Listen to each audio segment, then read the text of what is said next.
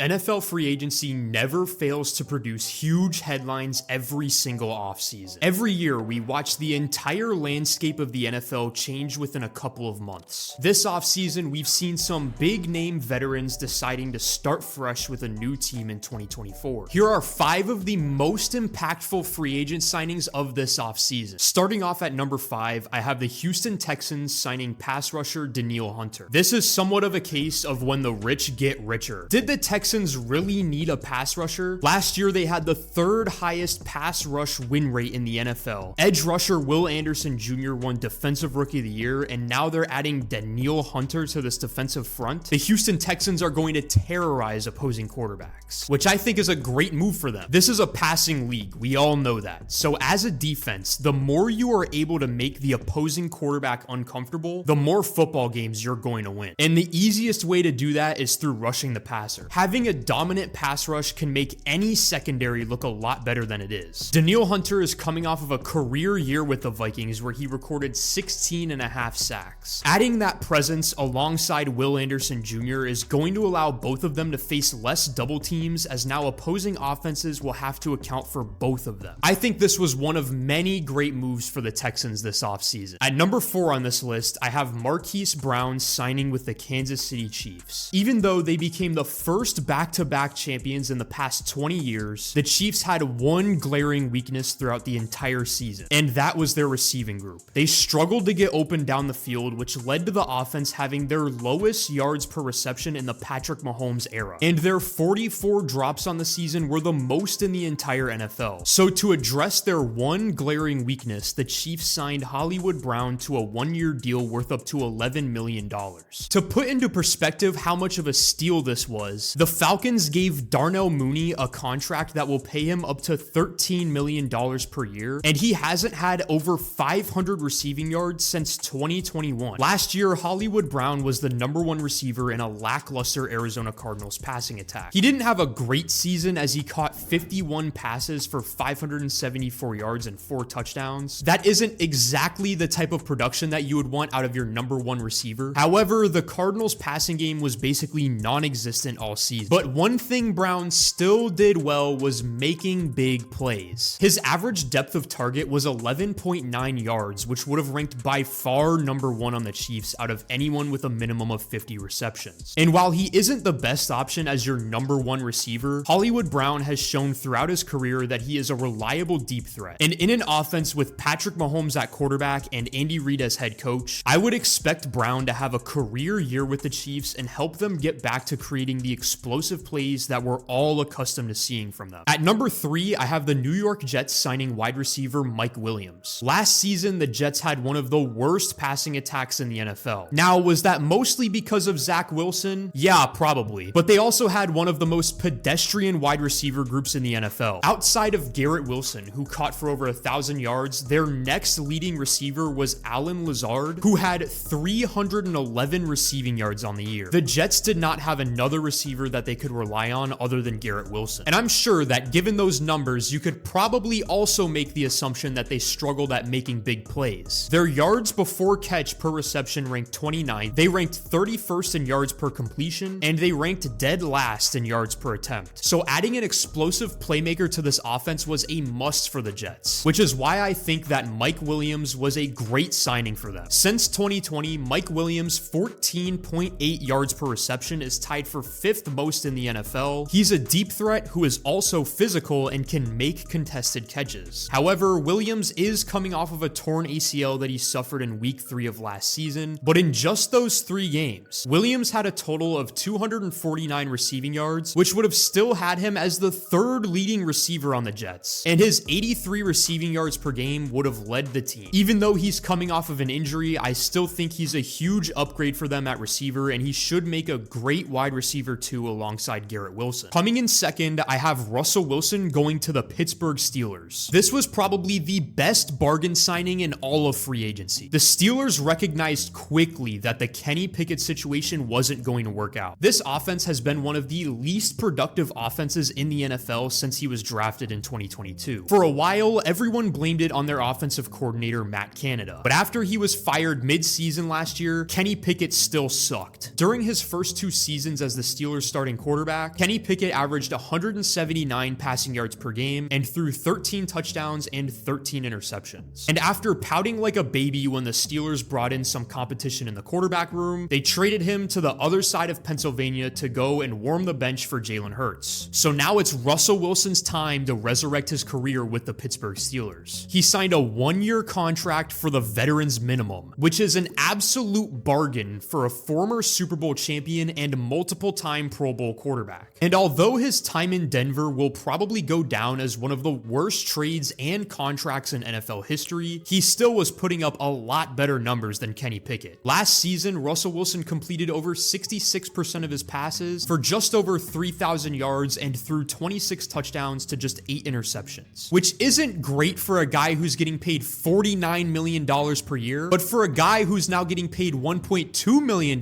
per year, that would be outstanding. I think this was a perfect deal for both Russell Wilson and the Steelers. For the Steelers, you get a quarterback who used to be considered one of the top 5 to 10 quarterbacks in the league for an incredible bargain, and if he doesn't work out, you can either draft another quarterback or develop Justin Fields, who they also acquired for pennies in the offseason. For Russell Wilson, he's getting one last chance to prove that he is still a starting quarterback in this league, and he couldn't be in a better position to do it. He's playing for a franchise that has literally been allergic to losing seasons over the past 17 years with Mike Tomlin as head coach. And the way that this Steelers team is constructed, it is extremely similar to the teams that Russell Wilson had success with in Seattle. A team with a strong defense and a balanced offense with a great rushing attack. All Russ has to do now is play efficient football, avoid turnovers, and make the big plays whenever it's there. He no longer has to play hero ball like he did in Denver. I think this is one of the best bargain quarterback deals that we've seen in a long time, and that's why I have it second on this list. And as the most impactful free agency signing of the 2024 offseason, I have Kirk Cousins going to the Atlanta Falcons. The Falcons have not been able to replace Matt Ryan since he left the team after the 2021 season. Since then, they were mostly banking on the development of Desmond Ridder. However, Ridder didn't pan out in the NFL, and because of that, the Falcons had one of the worst passing attacks as they ranked in the bottom 10 of the league in nearly every statistical category. So in order to fix this, they went out and signed veteran quarterback Kirk Cousins to a 4-year deal worth up to $180 million. Last year was a rough season for Kirk Cousins in Minnesota. The Vikings started the season 1-4, but then went on a 3-game winning streak to get back to 500. But right as it seemed like they were turning the corner, Cousins suffered a torn Achilles against the Packers in Week 8, which ended his season. But up to that point, Big Kirko was putting up some crazy numbers. He was completing 69% of his passes, throwing for over 290 yards per game. He threw 18 touchdowns and posted a passer rating of 103.8. He was on pace to throw for over 4,900 yards and 38 touchdowns, which probably would have won him the MVP award if he also led the Vikings to the playoffs. But now it's kind of uncertain how Kirk Cousins will play this season. He's changing teams. He's about to be 36 years old, and he's coming off of his first ever major injury. But one thing's for certain, and that is he's going to be a lot better than Desmond Ridder. The Falcons were 2 to 3 wins from winning the NFC South over the past 2 seasons. So does a healthy Kirk Cousins make this team 2 to 3 wins better? I'd say absolutely. Adding Kirk Cousins makes the Falcons immediate contenders to win their division, which is why I believe Kirk Cousins was the most impactful signing of the offseason. Hey everyone, thank you all so much for watching. If you enjoyed this video, please make sure to hit that like and subscribe button, as it will go a long way in helping me create the best quality NFL content for all of you. And in the comments, let me know any free agent signings that you think are going to be huge this upcoming season. And once again, thank you all so much for watching, and I'll see you next time.